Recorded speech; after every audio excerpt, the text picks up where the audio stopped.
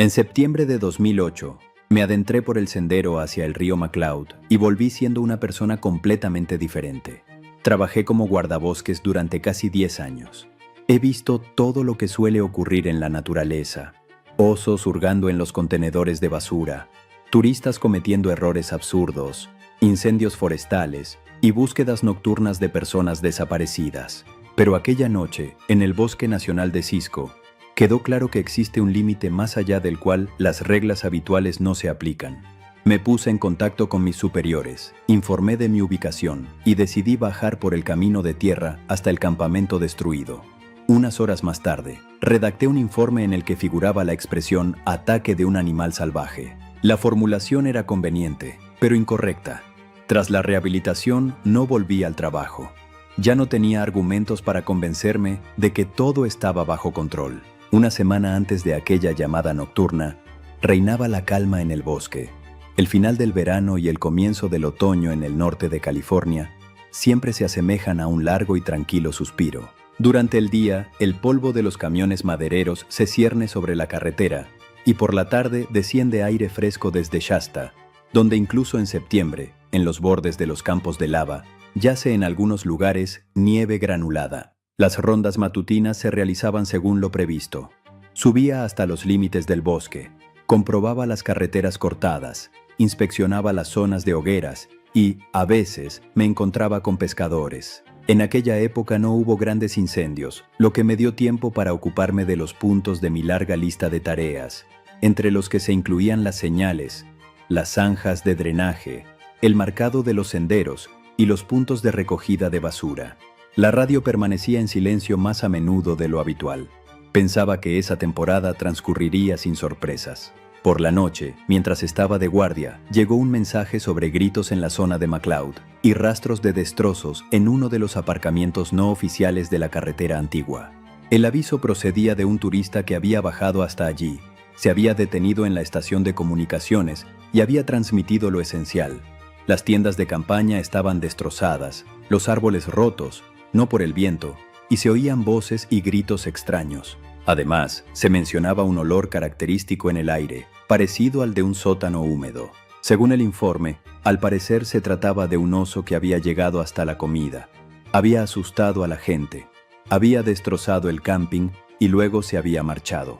Cogí la furgoneta de servicio, revisé el botiquín, las linternas, la pistola de señales, las pilas de repuesto, el rifle, el spray antiosos, la cámara de fotos y el GPS. Encendí la luz intermitente y me dirigí hacia el norte. El camino era duro para la suspensión, pero eso no era nada nuevo. El desvío hacia el antiguo camino forestal comenzaba en una bifurcación señalizada con un letrero de madera que no se había reparado.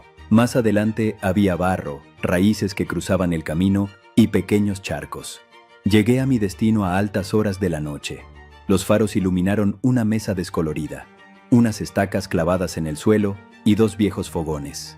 A primera vista, no parecía el típico caso de el oso vino y se lo comió. Las dos tiendas de campaña no estaban rasgadas por las costuras, sino como si alguien hubiera tirado de la tela hacia un lado. El armazón yacía como si lo hubieran doblado por la mitad. En el pino de al lado había una grieta reciente, con la corteza desgarrada a una altura superior a la de mi cabeza. En el suelo se veían dos huellas profundas. Me detuve, apagué el motor, dejé los faros encendidos para no quedarme a oscuras y salí del coche. Los primeros pasos hacia el lugar del suceso me hicieron darme cuenta de que el suelo allí era blando y que las huellas se habían conservado mejor de lo habitual. Junto a una de las tiendas había una huella del pesado calzado del propietario. Se distinguía el dibujo de la suela. Cerca había varias marcas borrosas, fruto del revuelo y la huida. Pero más allá, en el borde del aparcamiento, había huellas de otro tipo. Eran anchas, con un ligero arco, y no presentaban marcas de desgaste por el calzado. Eran más largas que el pie de cualquier adulto. Me agaché, apoyé la palma de la mano sobre la huella y me di cuenta de que mi mano no alcanzaba para abarcarla en toda su anchura. En el borde de la huella se veía una cresta ablandada, como si fuera el resultado de una fuerte presión en el punto de flexión del pie. En lugares así suelen encontrarse huellas engañosas, huellas de turistas, contornos borrosos de troncos huellas alargadas de oso, si éste ha apoyado la pata torpemente. Pero aquí la trayectoria era recta. Alguien de gran peso había atravesado el claro, había apoyado las dos patas, como si diera un solo paso largo, y había desaparecido entre los árboles. Examiné el suelo en busca de garras o huellas de patas, pero no encontré nada parecido. También estaba el olor. Flotaba inmóvil en el aire tranquilo. No era de zorrillo, ni de pescado muerto de la orilla, ni de almizcle de oso. Algo entre un trapo húmedo del sótano y el olor de una aspiradora tras una inundación. No era asfixiante, pero tampoco se disipaba. Lo anoté mentalmente como una pista adicional. Fotografié las huellas junto a la cinta métrica, así como la tela rasgada y la grieta en el pino. Según el plan, tenía que asegurarme de que no quedara nadie en el lugar y a continuación comenzar a recorrer el perímetro. Cogí una linterna más potente, me colgué el silbato al cuello y sintonicé la radio en la frecuencia de guardia. En el bosque, a esa altitud, el sonido se propaga de forma extraña. Al principio de la ronda, todo era como de costumbre. El crujir de las ramas secas al pisarlas, la caída esporádica de piñas, el susurro de los matorrales, y entonces se oyó ese sonido por el que había llamado el turista. No se parecía ni a un grito humano, ni al rugido de un oso. Era un sonido prolongado, que comenzaba grave y se transformaba en agudo, sin palabras, pero con entonación. No era un lobo ni un puma. Había visto a un puma, lo había oído en las montañas, y aquello era algo completamente distinto. Ese sonido me atravesó los huesos. Estaba en la frontera entre la luz y la oscuridad, y sentía cómo el eco resonaba en mi pecho. La voz se repitió, desde el otro lado, luego otra vez, más cerca. Levanté el rifle e hice lo que me habían enseñado en el servicio. Disparé al aire a modo de advertencia. El disparo resonó entre los pinos y se apagó más abajo. En el bosque no cambió nada. Ninguno de los animales que conozco habría reaccionado ante un disparo. Aquí, ese sonido no provocó ninguna reacción. Encendí la linterna al máximo y recorrí con el haz de luz los troncos. Y entonces vi una silueta. Estaba de pie entre dos viejos pinos de Douglas, más alto que cualquier persona que hubiera conocido jamás. Sus hombros eran anchos como el umbral de una puerta o incluso más. El cuerpo carecía de cintura. Era recto como un palo. El pelaje era oscuro, sin brillo.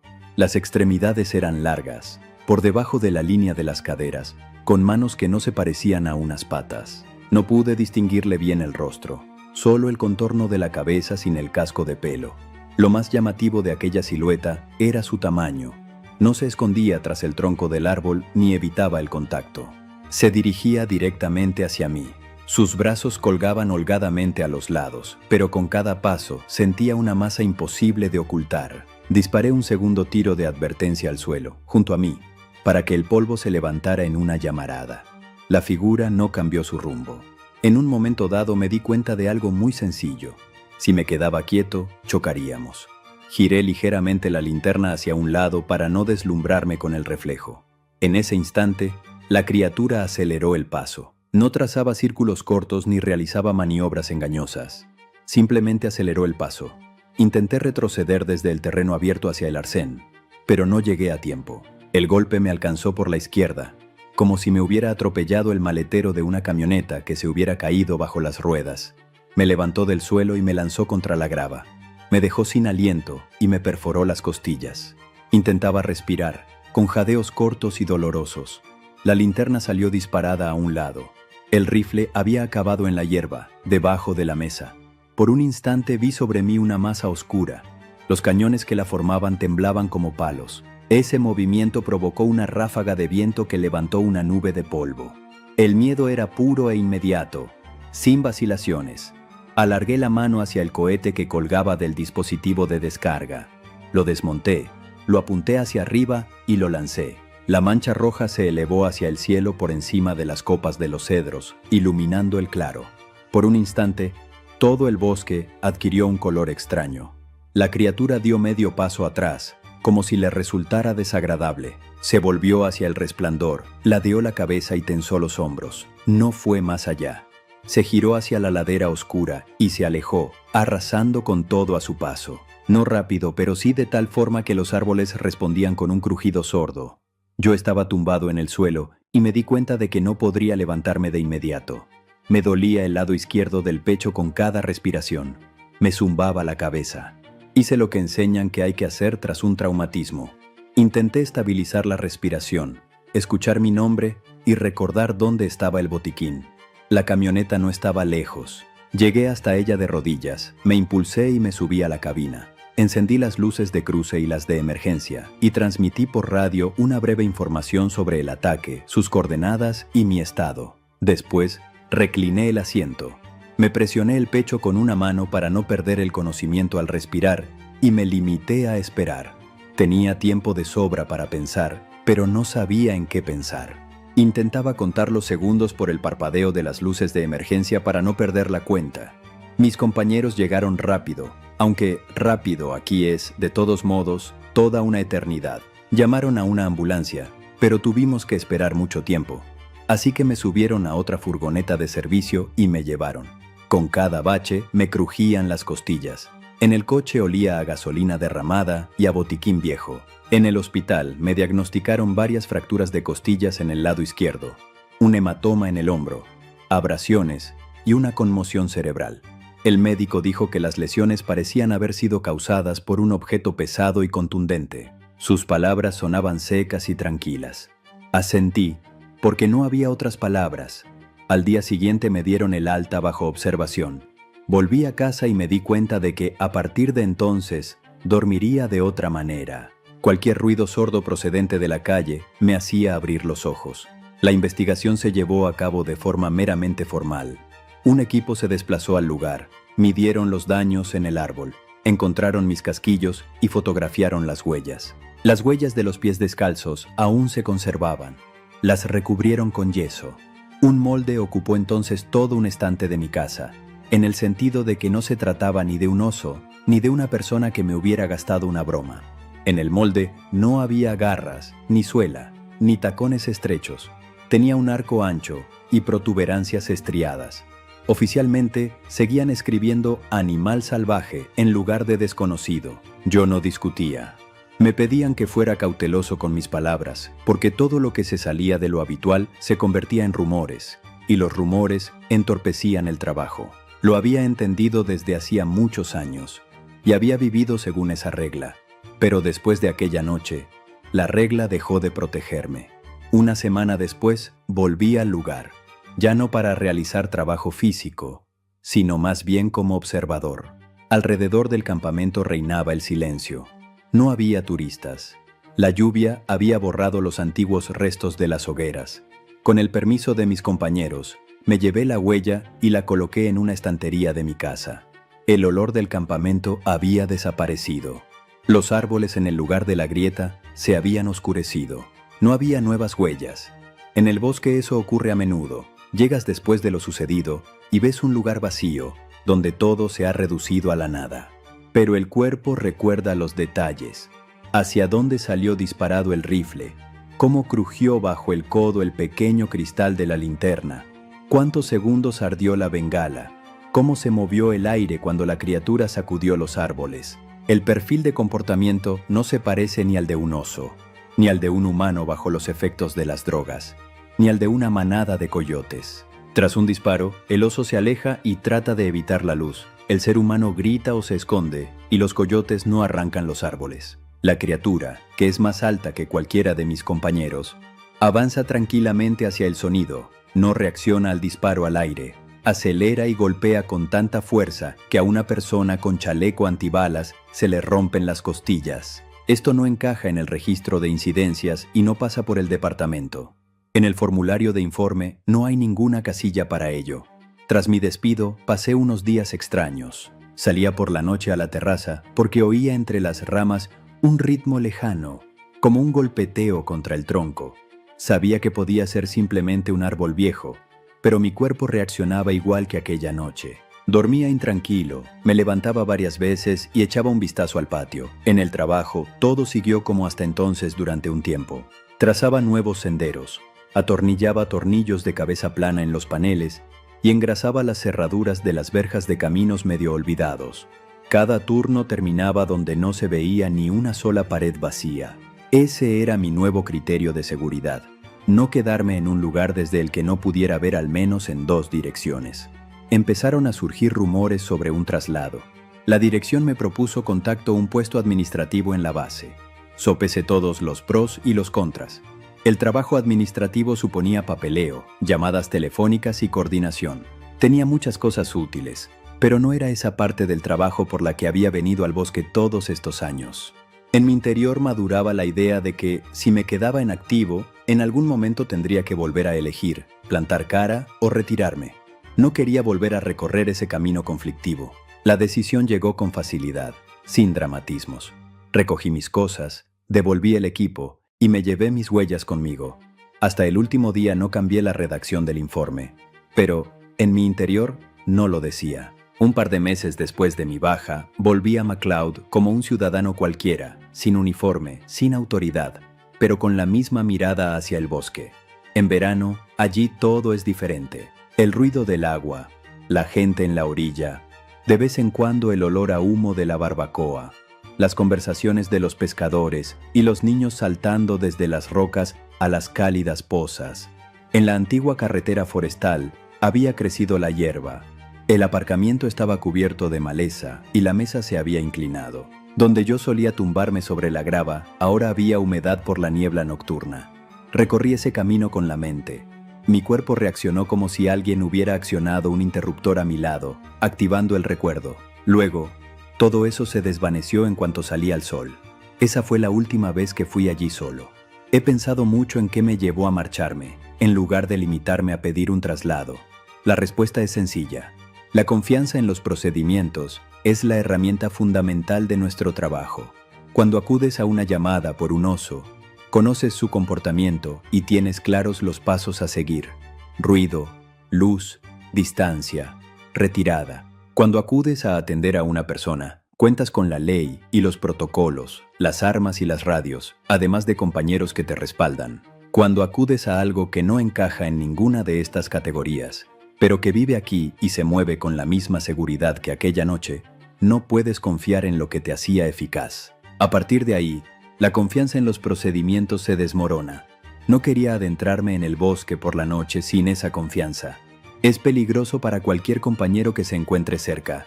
La gente suele preguntar por los detalles que, supuestamente, siempre son iguales.